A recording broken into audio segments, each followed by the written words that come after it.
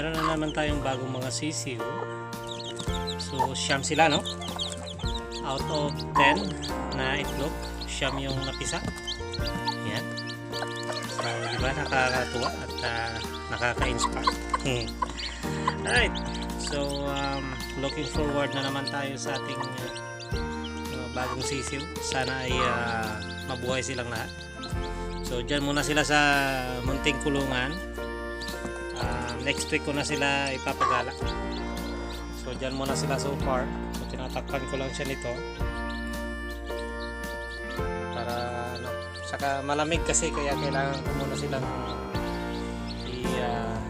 sarado. Pagka kaya na nilang gumala, makipagsabayan sa inahin, so pwede na silang gumala. Sa ngayon, yan muna sila, tuka-tuka lang dyan. So meron na naman tayong bagong mga sisiw. Meron tayong nangingitlog, 3 inahin. Yung nangingitlog natin ngayon. Papakita ko sa inyo yung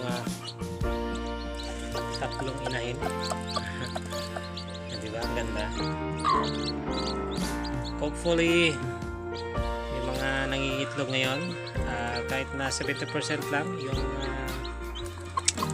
mapisa, okay na ako doon. Ito actually 10 napisa lahat, kaso yung isa naipit. So sayang, pero okay lang. Ganoon talaga.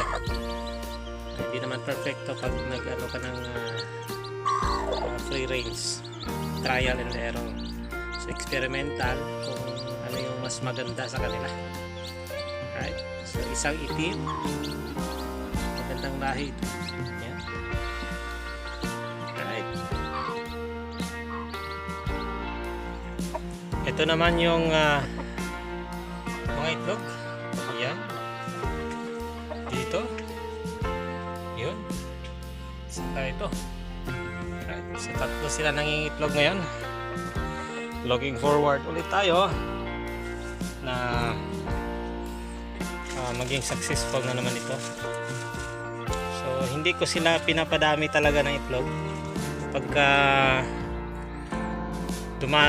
Pagka dumami, binabawasan ko, kinukuha ko, tapos minsan nilalaga, diba?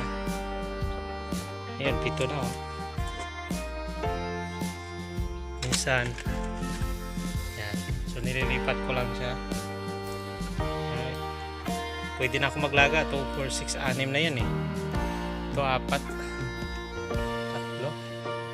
Pwede na ako maglaga dito. Bawasan ko to ng 2 kasi mostly nasa 20 eggs bago siya maglilim. So 10 lang ang pinapaliliman ko. So 10 or 10 sa itlog na yon punta sa aking tiyan. Ayan, di ba? Laga, prito, oh, di ba? So kayong 3 na sila. Parami na ng parami ang ating mga inahin. Yan ang gusto ko. Mas maraming inahin, mas maganda para mas mabilis silang dumami. Right? So yan yung ating bagong kulungan.